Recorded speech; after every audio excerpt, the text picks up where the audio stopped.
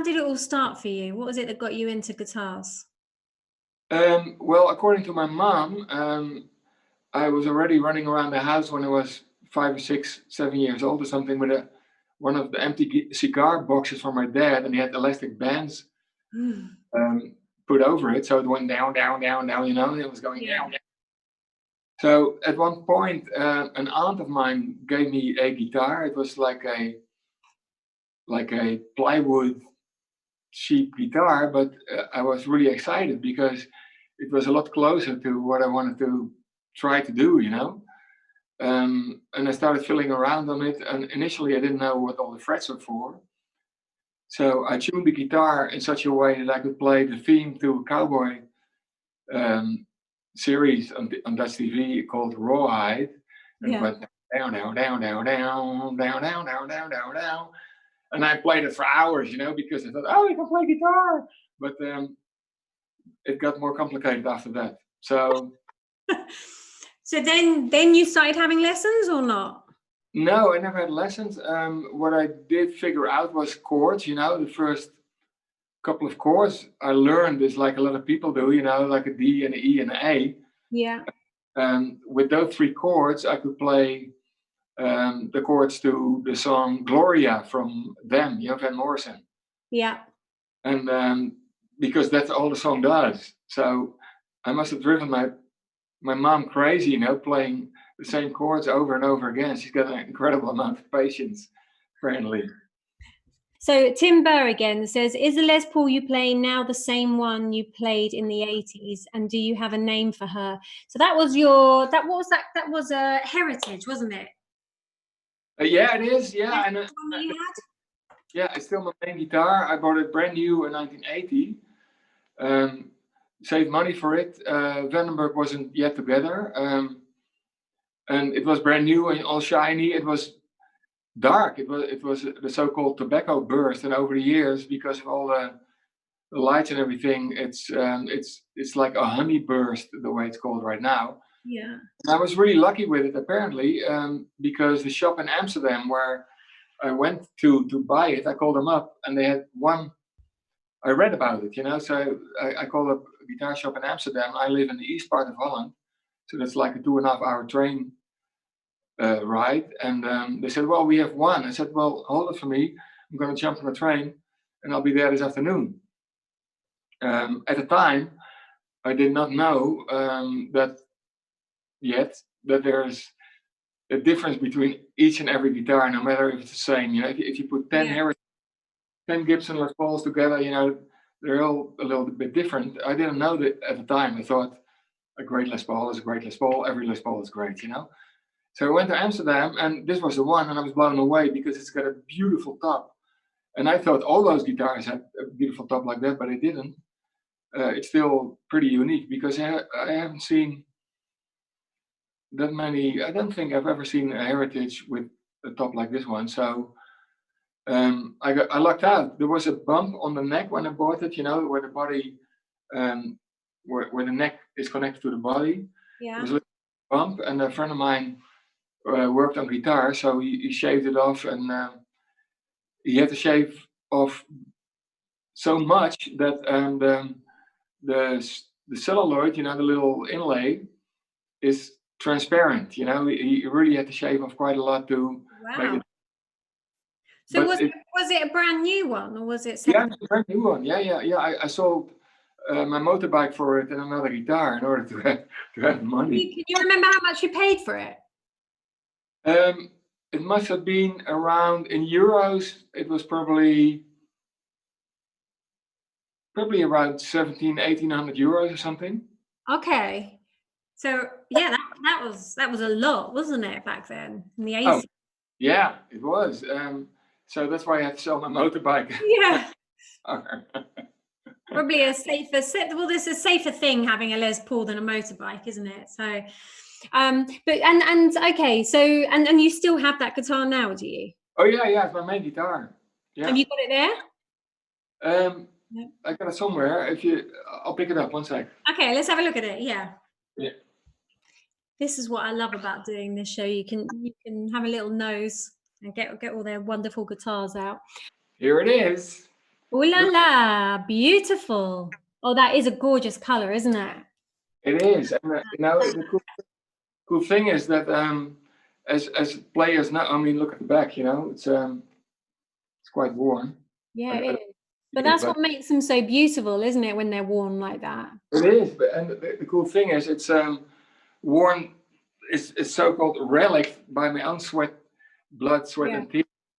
Because as most players know, right now you can buy aged guitars, that look like they've been dragged behind your car around the city a couple of times. But I think it's kind of weird, I think it's only.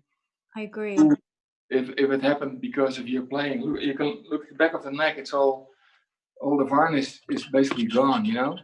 It kind of, for me, it tells a story. There's a story there in that. You kind of wonder what the history, what that guitar has seen over the years.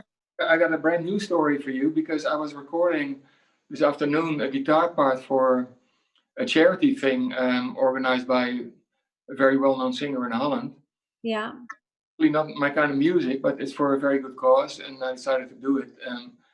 So what happened was I pulled my plug out and I pulled out that whole thing here. So I taped it with duct tape because I couldn't find the right screws and I wanted to keep playing, So is that an acoustic guitar you've got there in the background? This, you were talking about this guitar? Yes, that guitar. Okay, that's an acoustic one. So is that the one? Is that the guitar you played on what was it, Starkers in Tokyo?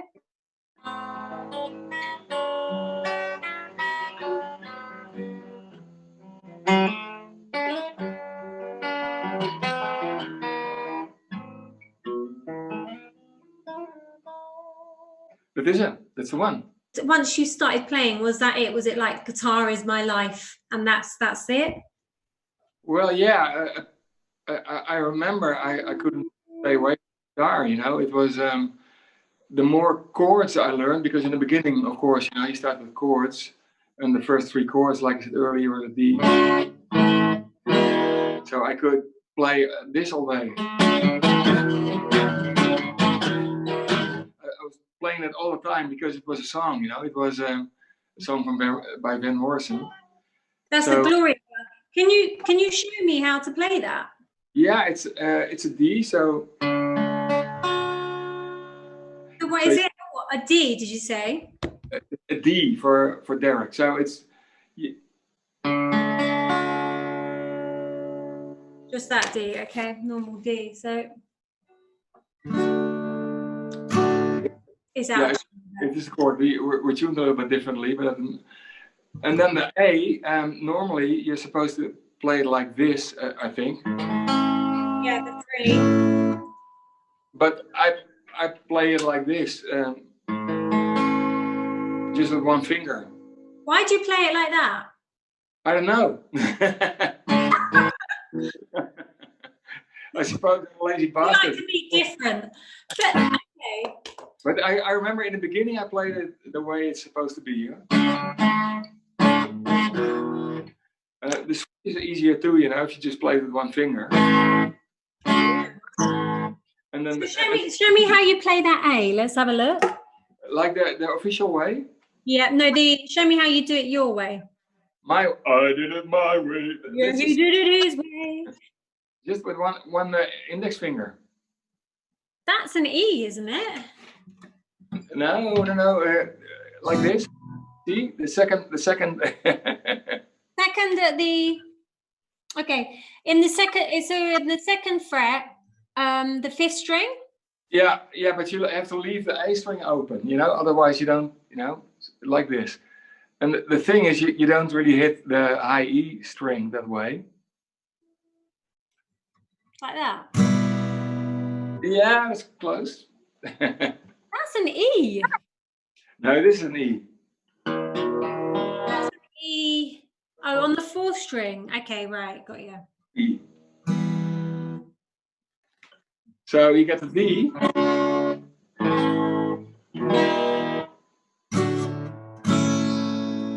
Yeah? And then where after the A? Yeah, to the E. And then the E.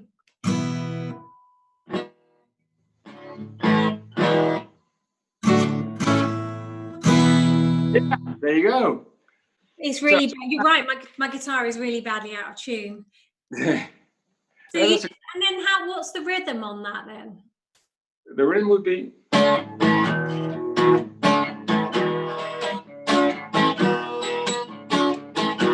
Actually, U2 made a song out of it too. I can't remember the name of it. I'm not a big U2 fan, but they use the same chord progression, you know.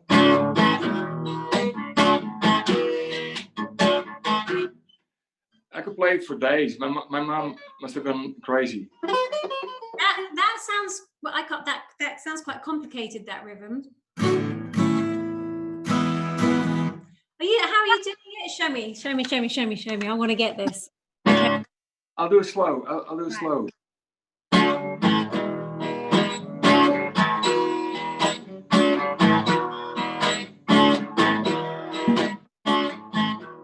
So it's just once. So yeah, something like that. Yeah. So the E stays longer than the rest.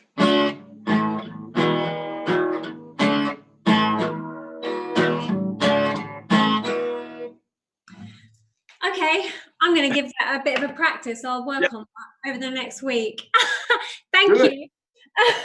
That's insane. Okay, so that's one of the first things you learn. There we go. And I know what you mean. It's quite good, isn't it? If you just do something a little bit simple, and it kind of gives you that little bit of a push to kind of keep. What really helps is work with a like with one of these things. Oh, here I got one. A click. Oh, okay, yeah. So you just start really slow, you know, the way you can do it, and then once you got it down, you go a little faster and faster, and then you got to do the tempo what it's supposed to be. You've had an incredible career. You're a great guitarist. So thank you for coming on the show. It's been really lovely chatting to you again. My pleasure. Great talking to you again, and see you somewhere on this planet. When all this rubbish is over, let's, when you come to London next, come along to one of the gigs and see you in action. Great. Yeah, looking forward to that. Yes, we can see you where you belong on the stage. Yeah, I agree. Great. All right. Well, listen, take care of yourself. And like I said, thank you so much for coming on, and I shall see you soon. My pleasure. Take care, Kylie. Thanks. Bye. Bye-bye.